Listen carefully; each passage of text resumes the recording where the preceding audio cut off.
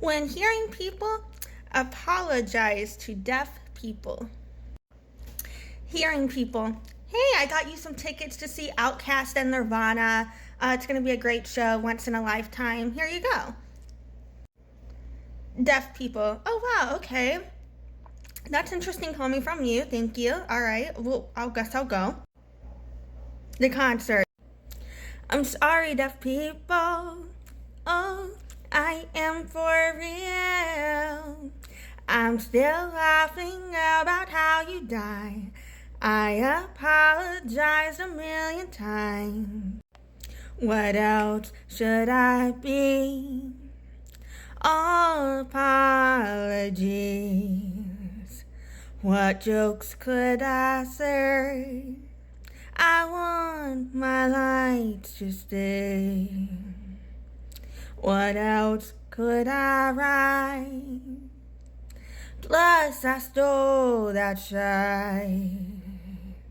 What else should I be?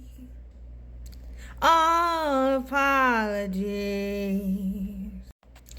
All aboard the toxic deaf joke train. Who gives a fuck about deaf discrimination? The toxic deaf joke train. This is my one-way ticket. I have no creation. The toxic deaf joke train. I can steamroll you like I have the numbers too. What is 15% of the people gonna do? You don't survive, the joke's true, but hey, at least I'm having fun. Deaf people, what the Alexander Graham Bell was that? Now you might be thinking, if you're not deaf, where did AGB come from? But Alexander Graham Bell exploited deaf people to profit off of hearing clout as well. If you'll notice, our guy Papa Sean here has 2.8 million likes on his profile. You can also notice that over 2.2 million of those likes are from the video making fun of deaf people. Now remember, Papa Sean enacted a skit that he went viral for, where he joked about a deaf person dying in a shooting. Alexander Graham Bell used to make those jokes too. In fact, after getting sign language banned at the Milan Conference of 1880, Alexander Graham Bell wrote a whole book of jokes you would enjoy. It's called Memoir of the Formation of a Deaf Variety of the Human Race. Now, in 1876, Alexander Graham Bell made the telephone, so all of the hearing people loved him. Then in 1880, he got sign language banned. Okay, then in 1883, he published this memoir and he gave a speech on it. Since these ideas are so fucking hilarious to you, I thought we could read some of these jokes together. Now stay with me for all of this. I'm going to show you how it connects at the end. So let's discuss some of the ideas AG promoted, all in good fun.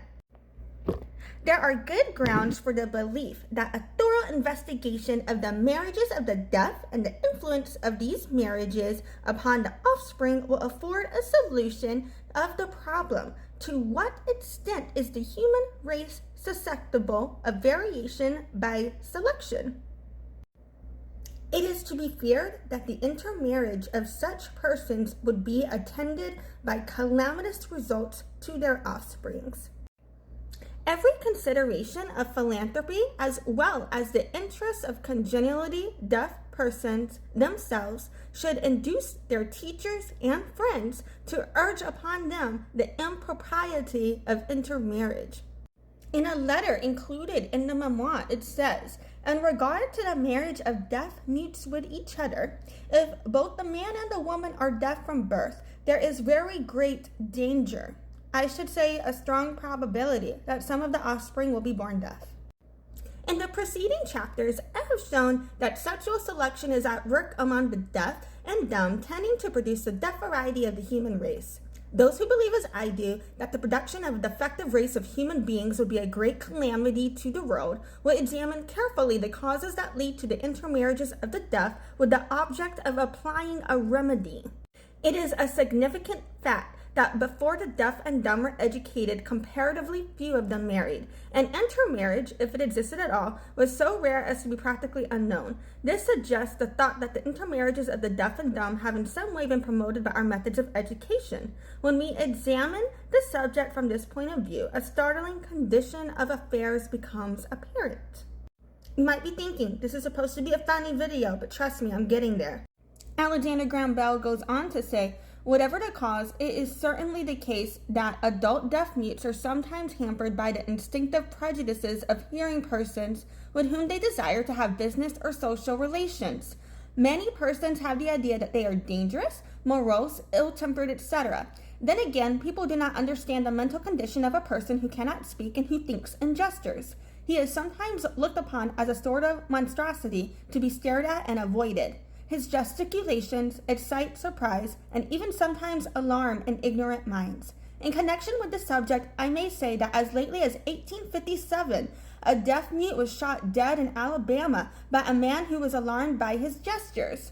In fact, fallacies concerning the deaf and dumb are so common as to touch us all and to suggest the advisability of seriously examining the fundamental ideas we hold concerning them. I think all will agree that the evidence shows a tendency to the formation of a deaf variety of the human race in America. What remedial measures can be taken to lessen or check this tendency? We shall consider the subject under two heads: repressive, preventative measures. The most promising method of lessening the evil appears to lie in the adoption of preventative measures. In our search for such measures, we should be guided by the following principle: determine the causes that promote intermarriages among the deaf and dumb, and remove them. Under repressive methods, they realize they don't think that they can ban us from having kids without it also impacting them. Having shown the tendency to the formation of a deaf variety of the human race in America and some of the means that should be taken to counteract it, I commend the whole subject to the attention of scientific men. So recap, Alexander Graham Bell developed the phone in 1873. In 1880, he got sign language banned at the Milan Conference of 1880. In 1883, he published Memoir upon the Formation of a Deaf Variety of the Human Race, and he gave a speech on it. And then he went out of his way to try and ban deaf marriage and laid the groundwork for forced sterilization against deaf people. Then in 1891, Alexander Graham Bell went to Gallaudet University, and he says, I know that an idea has gone forth, and it is very generally believed by the deaf in this country that I want to prevent you from marrying as you choose. But it is not true. I have never done such a thing. Now, bringing it back around, a lot of what Papa Sean joked about is rooted in these ideas of eugenics and genocide against deaf people. And just like Alexander Graham Bell, he is benefiting off of deaf exploitation. He has been asked to take that video down and refuses because he cares more about having likes than not perpetuating genocide and eugenics ideology. Sometimes people discriminate and it doesn't make them a horrible person. Whoa. Sometimes people can discriminate and they're still a good person. Ask me, I know.